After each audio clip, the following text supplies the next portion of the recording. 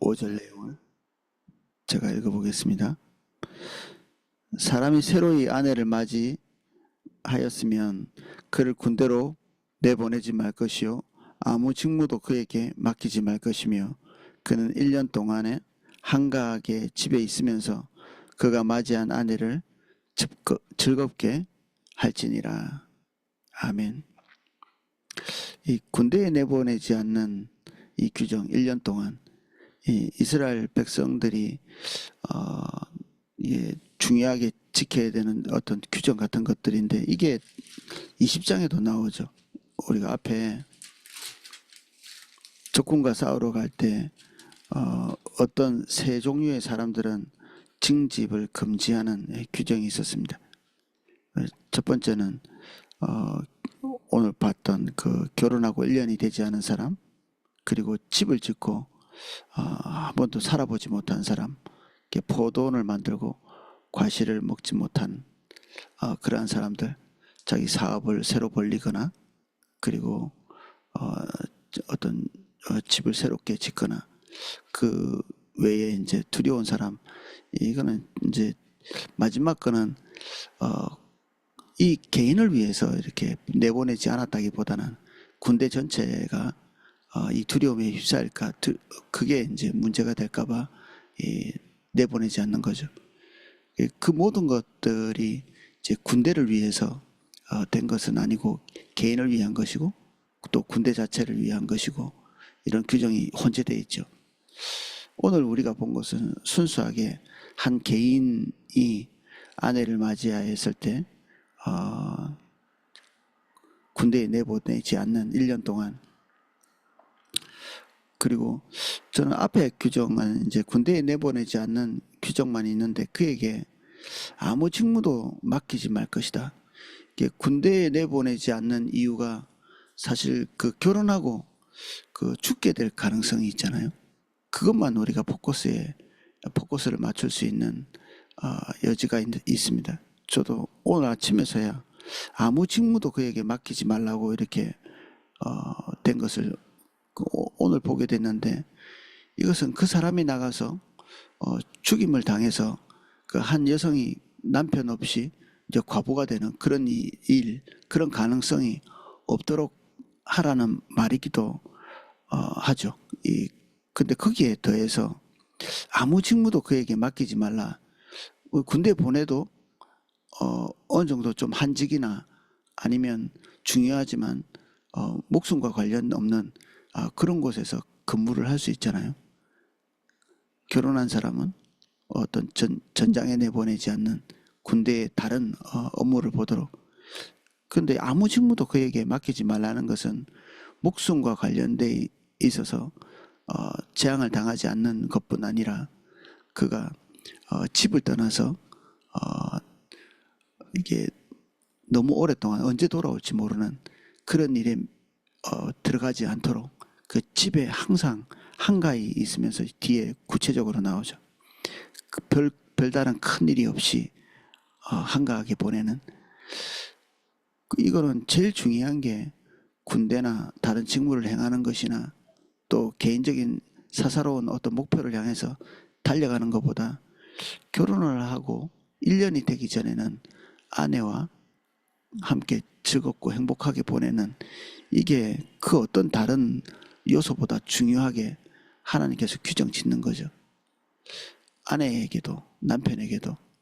그 1년이 지나고 난 다음에는 그러면 이 규정들이 계속 이어지지 않아야 되냐. 부부관계인데 부부관계는 1년뿐 아니라 2년 3년 계속해서 소중하고 또 긴밀해야 되는 그런 관계인데 그런데 1년 아내가 특별히 이렇게 집중적으로 중요한 기간인 거죠.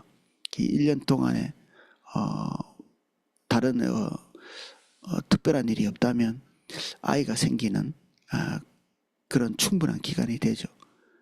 그래서 가족이 혹시 이제 아버지가 없어도 대를 이을 수 있는 자녀가 생길 수 있는 그런 시간이죠. 이 규정이 하나님께서 이 공동체 집단 안에 있는 한 개인을 얼마나 소중히 여기시는가. 그리고 그 개인의 삶의 행복, 즐거움, 그리고 희락, 이런 요소들을 남자나 여자나 얼마나 소중히 여기는가.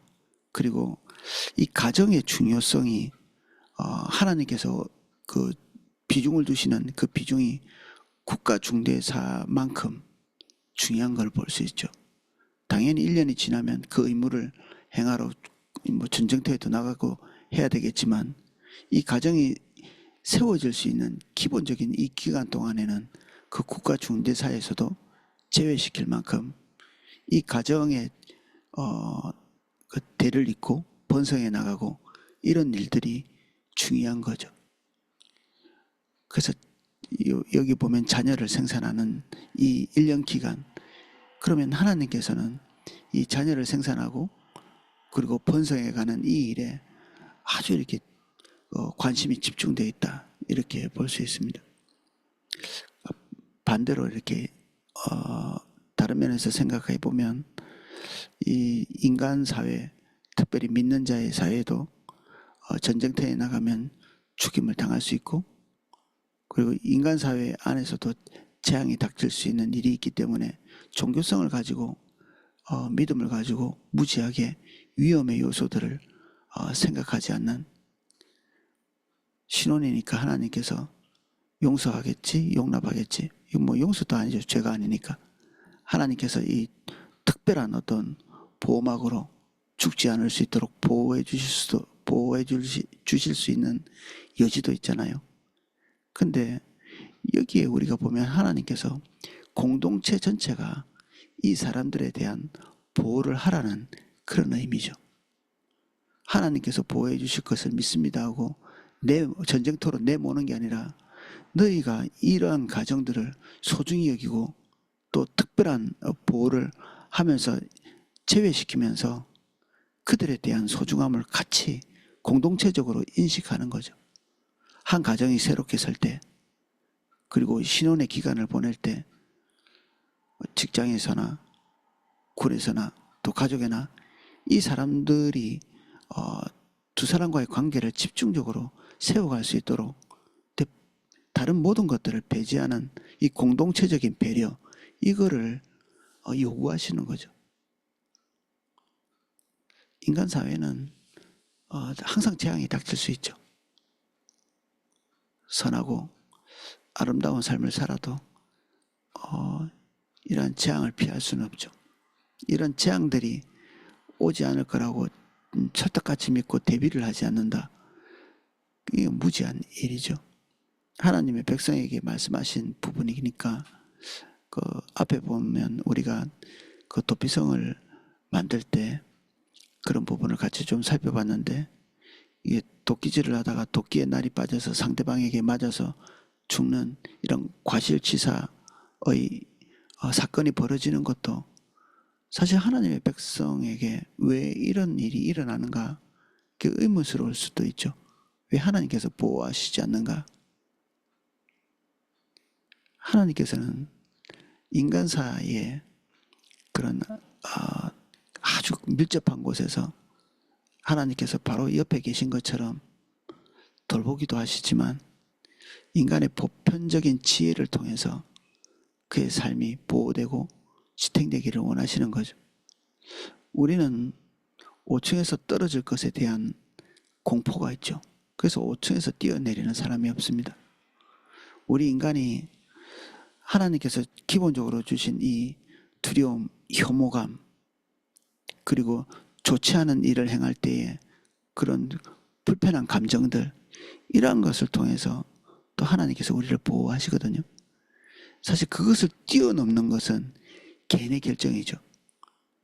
공포감, 두려움이 있는데도 나쁜 결정을 할 수도 있고, 그리고 혐오스러운 감정이 있는데도 그것을 굳이 역방향으로 가서 죄에 물들기도 하고, 이런 것들은 개인의 결정이죠. 그 모든 책임이 하나님께 재앙이 있다, 이렇게 보기보다는 한 개인이 그것을 결정하고 나아가서 얻는 재앙이다, 이렇게 볼 수 있습니다. 또 한 공동체가 예를 들어서 이런 것들을 보호하지 않아서 재앙이 있고, 그리고 백성들 안에 슬픈 일이 뭐 한 며칠만한 그런 일들이 있을 때 그 공동체가 다 같이 행복하기는 어렵겠죠. 특별히 이스라엘처럼 이 고엘의 제도가 있는 형제와 형제 피로 맺어진 이런 관계들이 아주 이렇게 긴밀한 이런 관계에 있는 그런 국가, 그런 집단일수록 한 개인의 재앙은 공동체 전체의 재앙이 되기도 하죠. 그래서 재앙에 대해서 종교적인 어떤 맹목성을 가지고 하나님께서 지키시겠지 이러한 것보다 하나님께서 우리에게 주신 지혜를 가지고 미연의 그 재앙을 대비하고 합리적으로 대처하는 것, 이게 너무 중요한 문제죠. 이런 일이 일어날 수 있다고 감안하는 것, 이게 지혜입니다. 옛날에 동학 운동할 때 그 뭐 부적 하나 이렇게 붙이면 총알이 피해간다 이렇게, 뭐 당장 전장에 나가 보면 그게 거짓말이라는 사실을 금방 알게 되죠. 그래서 처음에 그들에게 불러일으켰던 그 사기충천한 기운이 첫 번째 전투에서 완전히 이제 꺾이는, 이거 바보 같은 일이죠 정말. 그래서 저는 제 아들이 그 운전은 하는데 제가 볼 때는 뭐 운전을 잘하는 것 같아서 가끔 운전을 맡기기도 하거든요. 장거리를 갈 때. 근데 그 하루의 운전을 위해서 또 따로 보험을 들기도 합니다. 보험 없이는 아들이 운전하는 것을 허락하지 않고 하루를 운전하고 잠깐 운전을 해도 그 하루 동안에 그 아이가 사고를 낼 수 있는 여지에 대해서 생각하거든요. 그리고 무슨 일을 하든지 간에 나에게도 최악의 상황이 올 수 있는 것에 대해서 미리 감안하죠. 사고가 날 수 있기 때문에 조심하고, 그리고 운전하고 다닐 때도 내가 아무리 잘해도 다른 사람의 실수로 사고도 날 수 있죠. 그래서 항상 방어 운전하고, 그 병이 날 수 있으니까 위생에 철저하게 이렇게 대비하고, 식사 제대로 하고 운동하려고 신경을 쓰고, 이런 것들이 지혜로운 거죠. 그리고 망할 수 있으니까 그것에 대해서 대비하는 저축도 하고, 이 하나하나가 하나님이 우리에게 주신 지혜로서 미래의 재앙을 대처해 나가는 거죠. 이런 것들이 없으면 우리는 모든 사람들이 다 재앙에 빠지는 것처럼 그 재앙을 면치 못하는 그런 일이 있을 겁니다.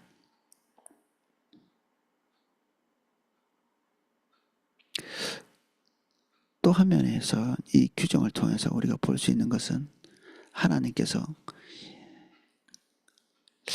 우리 자신보다 우리의 행복에 대해서 더 많이 생각하고 계신다. 저는 이것들을 이렇게 읽으면서 내가 만약에 하나님의 백성이 아니고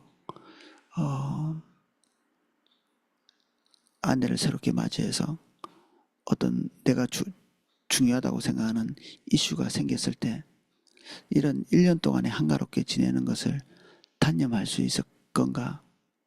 지금이라면 그렇게 할 것 같은데, 제가 처음 결혼했을 때 그런 것이 나에게 적용할 수 있었을까? 저는 사실 그때는 이런 규정들을 몰랐거든요. 저는 안 했을 것 같더라고요. 그리고 돈 벌 일이 있으면 또 아내를 떠나서 또 돈을 벌러 갔을 가능성이 많고, 제 스스로 중요하다고 생각하는 어떤 다른 일이 있을 때 이런 규정들을 조금 위반하면서 일도 했을 것 같더라고요. 그럼 우리가 보편적으로 볼 때 우리는 하나님의 율법이 훨씬 더 좀 혹독한 느낌으로 받아들이는 사람들이 있습니다. 우리가 우리의 삶을 경영할 때 우리는 우리에게 자비로운 것을 줄 거라고 생각하는데, 탐욕을 가진 사람, 그리고 개인의 사사로운 목적을 가진 사람이 자기 자신과 자기 자신의 삶에게, 그리고 자기 가족들에게, 자기의 소중한 사람들에게 자비로울 수 있을까? 그렇지 않을 것 같더라고요. 어떤 중요한 목표가 있을 때마다 자기 자신의 잠도 재우지 않고 먹는 것도 제대로 먹지 않고 가까운 가족과의 관계에서 오는 행복, 즐거움, 그 하나님의 생명 이런 것들도 우선적으로 채택하지 않고 그것들을 무기한 배제하는 그 목표에 이룰 때까지는 그래서 아버지들이 이 자녀와의 관계를 등한히 하는 일도 빌비지하고 중요한 목적이 있을 때는 그 어머니도 자녀의 필요가 절박한 그런 때도 내팽개치고 돈을 벌러 나간다든지 부부관계가 너무 소중함에도 불구하고 더 중요한 목적이 있다고 생각될 때 사실 그런 것은 없거든요. 그런 것이 없습니다. 하나님께서 우선적으로 중요하게 여기시는 요소가 있는데 그런 규정들을 어기면서까지도 그 자기 목표를 이루려고 하는 거죠. 우리는 우리 자신에게 우리가 사랑하는 사람에게 그다지 자비롭지 않습니다. 자기 자신을 한번 생각해 보십시오. 자기 자신을. 자기 욕심을 쫓아가는 사람들을 보십시오. 쾌락을 쫓아가는 사람 보십시오. 자기 자신에게 자비로운지. 자기의 삶이 도탄에 빠지고 그리고 죽음에 이르기까지 뻔히 그러한 것들이 예측되는데도 불구하고 쾌락을 쫓고 부를 쫓고 자기 사사로운 명예를 쫓고 결국 그 끝지점에서 모든 것을 다 잃어버리는 행복은커녕 평범한 일상의 삶도 다 상실해버리죠. 저는 이런 규정을 통해서 저는 하나님의 자비 그리고 긍휼 우리를 위해서 뭐 십자가 지고 돌아가신 것 감사하죠. 그것 없이 우리가 하나님 앞에 있겠습니까? 근데 그 사랑 외에 이렇게 세밀하고 이렇게 어떻게 보면 작은 어떤 부분으로 생각할 수 있는 그리고 한 개인의 굉장히 사사로운 어떤 만족이라고 볼 수 있는 그런 요소까지도 하나님께서 소중히 여기시는 것을 볼 수 있습니다. 우리가 하나님께서 소중히 여기시는 우리 명예를 쫓지 않지만 하나님께서 우리 한 사람 한 사람의 개인의 명예를 짓밟지 않으시거든요. 그러니까 설령 우리가 돈이 없을 때도 또 빚을 냈을 때도 하나님께서 그 빚진 자에게 독촉하면서도 그 사람의 집에 함부로 들어가서 전당물을 함부로 잡는 일을 못하게 하시죠. 그 사람에게 수치를 남겨주는 일이 없도록 그리고 우리는 서로가 서로에게 명예를 넘어가지 않도록 그 수치의 일을 하지 않도록 하나님께서 엄격히 규정하시잖아요. 이것은 하나님께서 우리의 명예에 대해서 소중히 여기시는 부분들이 있기 때문에 그렇습니다. 누가 우리의 명예에 대해서 생각해 줍니까? 각자 자기 입장만 생각하지. 가장 가까운 가족 안에서도 우선적으로 생각하는 것은 자기 자신의 입장이죠. 그런데 하나님께서는 신명기의 이런 규정들을 통해서 이렇게 보면 한 개인의 입장이 붕괴되지 않도록 여성도 남성도 한 가정의 가장도 그리고 자녀된 입장에서의 그런 권익 그리고 이방인이 이스라엘 백성들 안에 살고 있는 그 약자의 삶도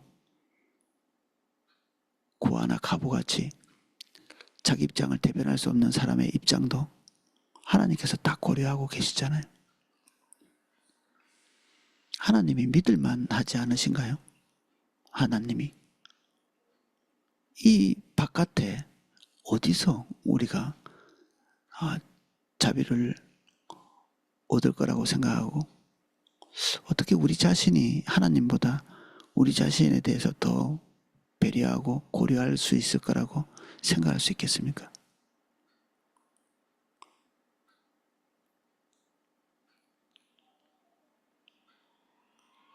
하나님은 나보다 더 옳은 판단을 하시고 나보다 더 나를 사랑하시고 나보다 우리의 자녀를, 우리의 남편을, 우리 아내를 고려하고 생각하신다. 어떤 사람은 뭐 내가 아내를 위해서 돈을 많이 벌어야지 하면서 이런 규정들을 내팽개치고 옛날에는 뭐 돈 벌러도 많이 갔었잖아요.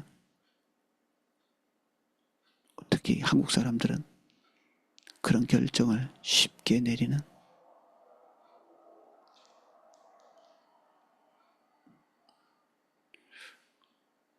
뼛속까지 바뀌어야 될 가능성이 있습니다. 우리는 뼛속까지. 그것이 바뀌는 것은 의지력이나 비장함이 아니라 하나님의 자비를 신뢰하는 것입니다.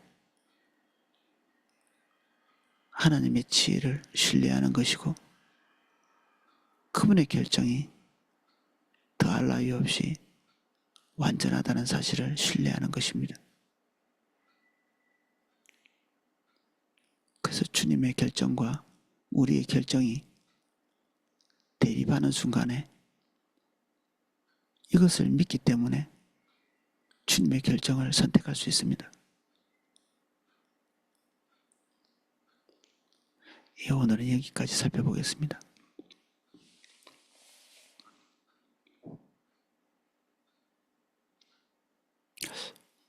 사실 우리 자신에게 우리가 보고 있는 하나님의 긍휼, 인애, 그리고 존중, 이것을 보낸 적이 없습니다.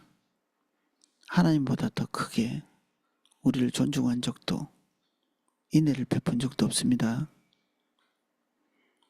우리는 우리의 목표와 우리의 쾌락과 우리의 사사로운 결정을 관찰하기 위해 우리 자신의 건강과 영적인 상태, 그리고 우리의 명예, 이 모든 것들을 다 짓밟고 지나갈 때가 많습니다. 주님을 주목합니다. 더할 나위 없는 지혜로운 결정, 더할 나위 없는 사랑과 긍휼, 그리고 우리가 알지 못하는 것까지 고민하고 생각하셔서 오늘 우리에게 말씀하시오니 우리가 하나님의 결정을 전적으로 의지합니다. 주님은 우리보다 우리를 사랑하시고 우리보다 우리의 가정을 더 사랑하시며 우리보다 더 올바른 결정을 하셔서 우리에게 말씀하십니다. 우리의 생각들을 단념합니다. 그리고 주님 봅니다. 이 시간 오셔서 주님 우리에게 말씀해 주십시오. 우리가 그것을 붙들겠습니다. 예수님 이름으로 기도합니다. 아멘. 개인적으로 기도하실 수 있도록